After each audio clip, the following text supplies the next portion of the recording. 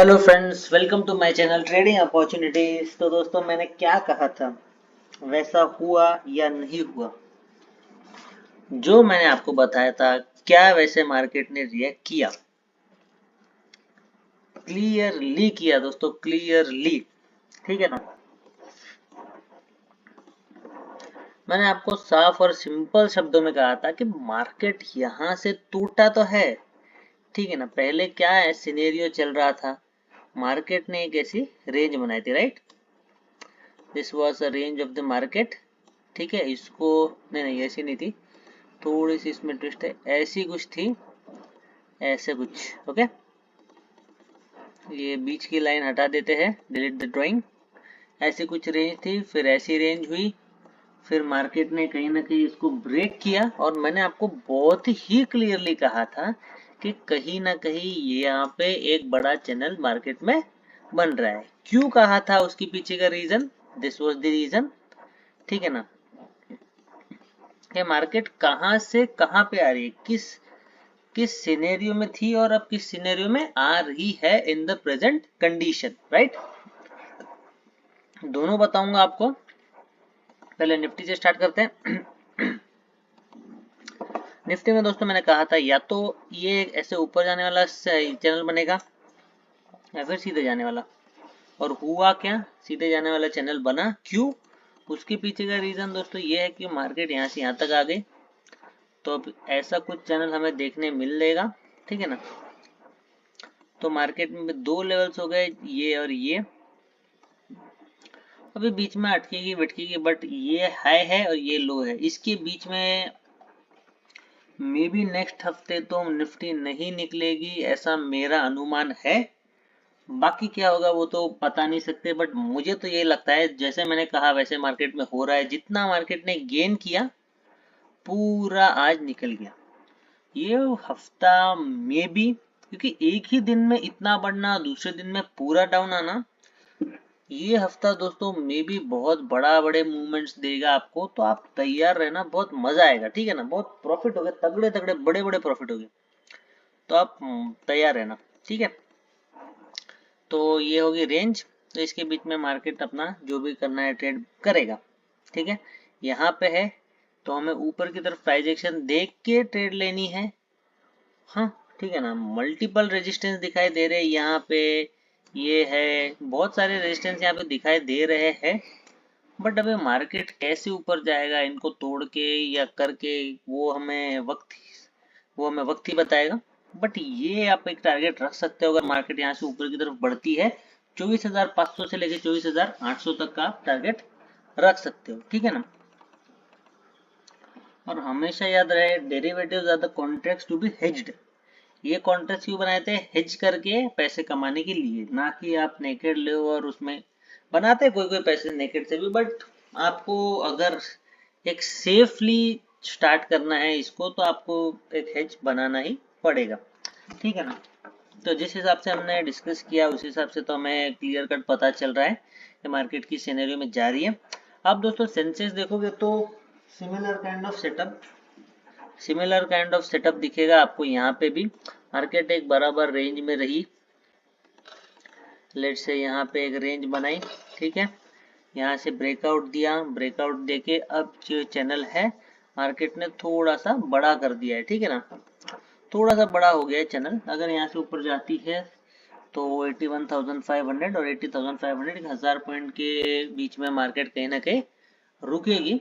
ठीक है ना? तो इसके हिसाब से अगर जो भी हेजिंग करना चाहता है, 5-10% पे खेलना चाहता है, तो वो उस हिसाब से अपना एक ट्रेड बना सकता है। फिलहाल मार्केट ने अपना रेंज डिसाइड कर लिया है। बट क्योंकि इतनी ज्यादा वॉलेटाइल रही है, एक दिन में ऊपर और एक दिन में नीचे, तो दोस्तों बहुत आपके हार्ट बीट बढ़ाएगा ये। क्योंकि यहाँ पे आप कोई भी स्ट्रेटेजी बना के रखोगे और मार्केट सडनली इधर आता है, तो एक हेज है आपको बहुत बड़ा लॉस में दिखेगा, एक पे आप भले ही प्रॉफिट में रहो बट एक पे बहुत बड़े लॉस में होगे।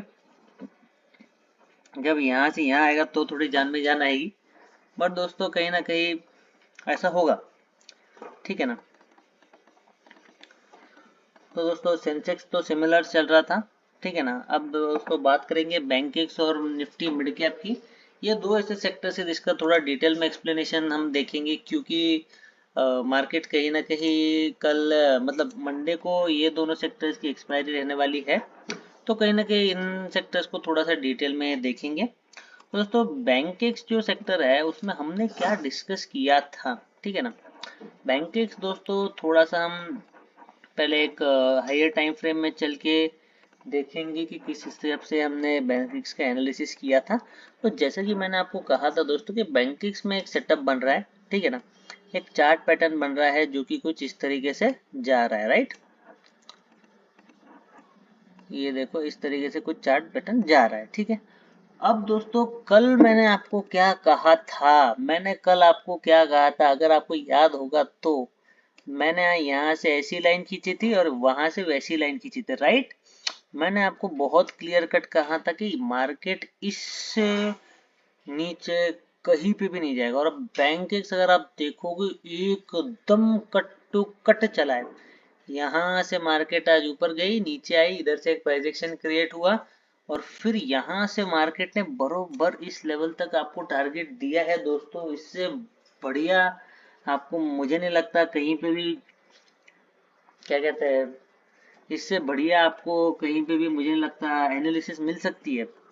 कितनी सटीक दोस्तों, देखो ये छोटा चैनल अंदर बना है, एक ये बड़ा चैनल बाहर बन रहा है, ठीक है ना। देखो मैंने आपको कल बहुत क्लियरली कहा था कि यहाँ कहीं तो आपको मार्केट देखने मिलेगी, ये ऐसी लाइन है और ये ऐसी लाइन है और मार्केट बरोबर वहां पे आके एंड होती है, ठीक है ना। अब दोस्तों एक तरफ से चैनल भी टूटना है और दूसरी तरफ से एक चार्ट पैटर्न भी बन रहा है, तो देखना ये होगा कि क्या करता है मार्केट। पर दोस्तों करंट जो सिनेरियो चल रहा है उस हिसाब से बैंकिंग मुझे ऐसा लगता है कि कहीं ना कहीं अपने एक हाई को क्रॉस करेगा, क्योंकि क्या हो रहा है, यहाँ से मार्केट ने थोड़ा सा कॉम्प्लेक्स किया, अब यहाँ पे मार्केट एक्यूमुलेट हो रहा है, तो एक ब्रेकआउट जरूर देगा, ठीक है ना।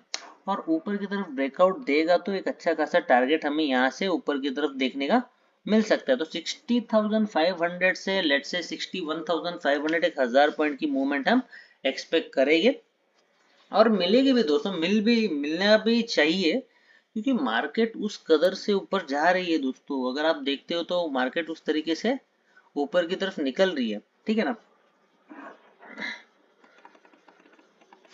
अब दोस्तों इसमें ट्रेड कैसे किए जाए वो देखेंगे। हमें पता है, पहले एक बार बड़े टाइम फ्रेम में मार्क कर लेते हैं ताकि हमें ये पता हो कि कहाँ पे प्रॉपर रेजिस्टेंस है और कहाँ पे सपोर्ट है, या फिर कहाँ से मार्केट जाएगी और कहाँ तक रुकेगी, ठीक है। तो ऐसा कुछ हमारा सेटअप था, ठीक है। अब थोड़े से छोटे टाइम फ्रेम में चलते हैं जो कि 15 मिनट्स है, ठीक है ना। अब ऐसे कुछ हमारा सीन बन रहा है दोस्तों, यहाँ पे मार्केट कंसोलिडेट कर रही है और बहुत दूर, मुझे लगता है एक आध बार तो शायद आज भी मार्केट ने एक फॉल्स ब्रेकआउट दिया था ऊपर की तरफ, बट कोई अच्छा ट्रेंड नहीं आया और मार्केट वापस ही नीचे की तरफ गिरी और कहीं ना कहीं ये टारगेट दिया। आज नहीं, शायद कल की बात है, आज तो मार्केट नीचे ही थी, मार्केट थोड़ा ऊपर जाने की कोशिश की बट और ऊपर नहीं जा पाया और धड़ाधड़ यहाँ से गिरी, यहाँ तक आई, कोई प्रॉब्लम नहीं, ठीक है। अब दोस्तों क्या है, यहाँ पे भी मार्केट ने एक अच्छा खासा चैनल बना दिया है। अब दोस्तों पॉइंट इधर आएगा कि यहाँ से ब्रेकआउट करके जाती कहाँ है मार्केट। अगर इधर से ब्रेकआउट करती है तो मार्केट कहीं ना कहीं आपको और भी नीचे के लेवल्स पे मिलेगी। ये थोड़ी सी लाइन को हम ऊपर ले लेंगे, ये देखो ये जो लाइन है तो थोड़ा सा ऊपर ले लेंगे ताकि हम कुछ प्रॉपर एनालिसिस कर पाए, ठीक है ना। अब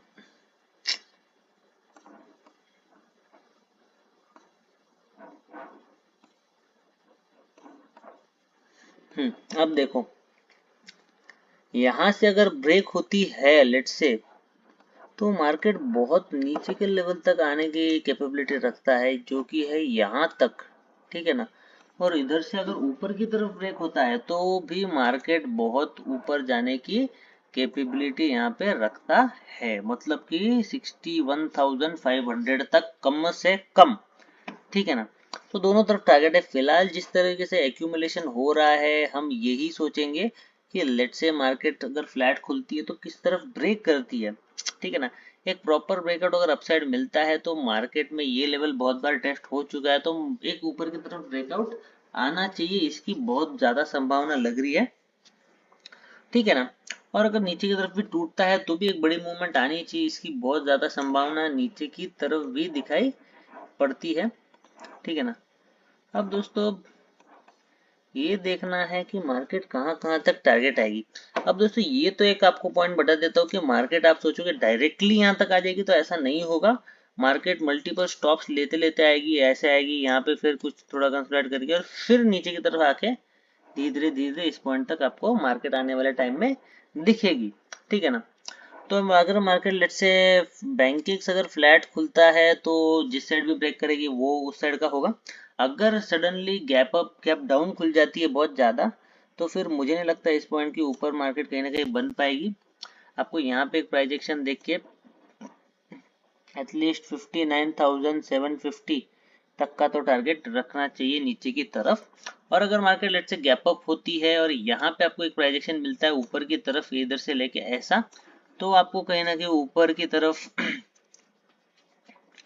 let's say 60,750 would be the first target जहां तक मार्केट जाएगी, ठीक है ना। और मुझे बस ये डाउट है कि मार्केट अब इसको लेके एक नया चैनल नहीं बनानी चाहिए, वरना कंफ्यूजन बहुत ज़्यादा क्रिएट हो जाएगा। बट अभी ये मार्केट है दोस्तों, यहाँ पे कुछ भी हो सकता है, कुछ भी हो सकता है। अगर मार्केट यहाँ से ऊपर चल के यहाँ पे एक चैनल बना देती है तो फिर और पंगा हो जाएगा। अगर इसको ब्रेक करती है तो फिर वेल एंड गुड, ठीक है ना।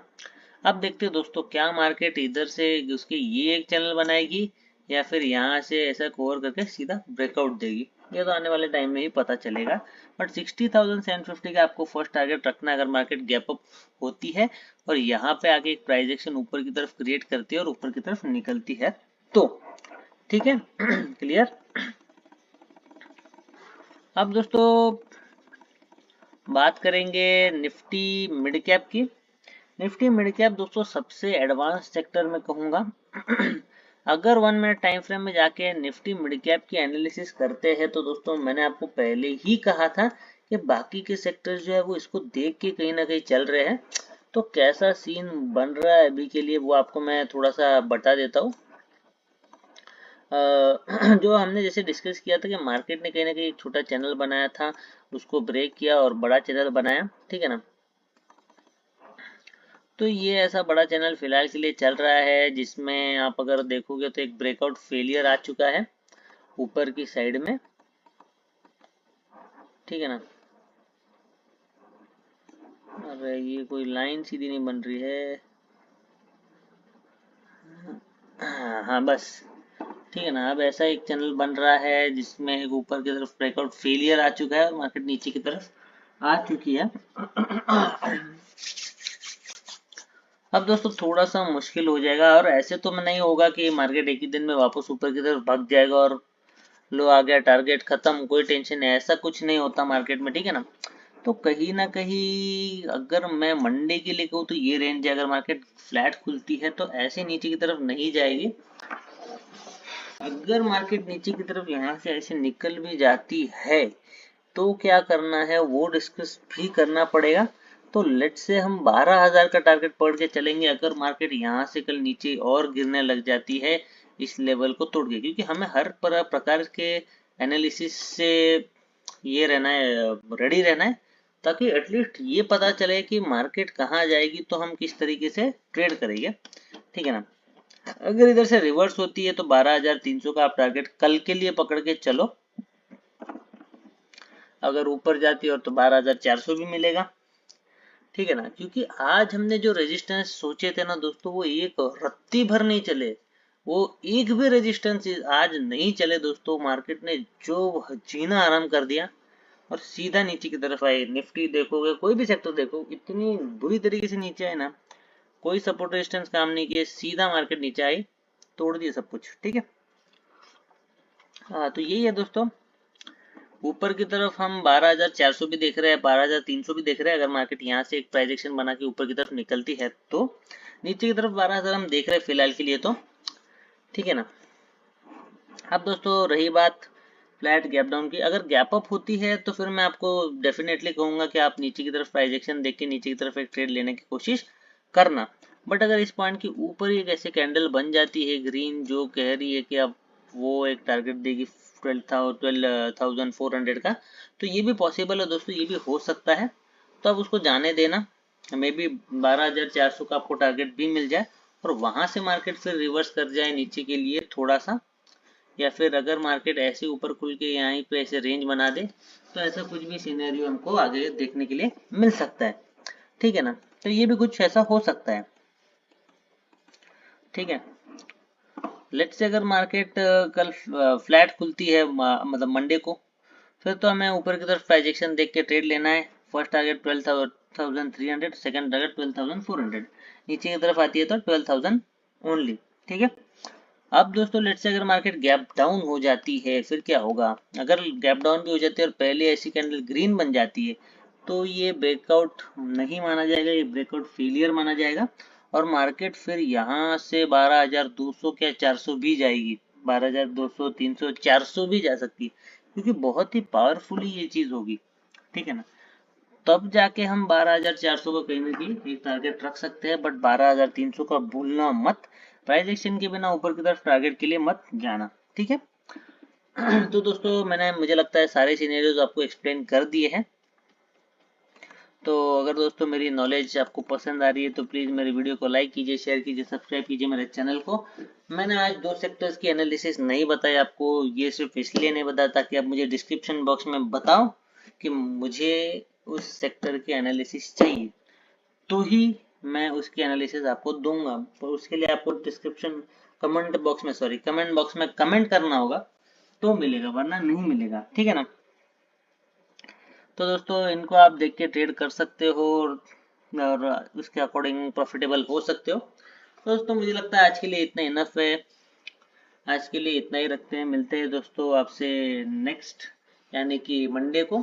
तब तक के लिए good bye, good night and thank you for giving your time to me.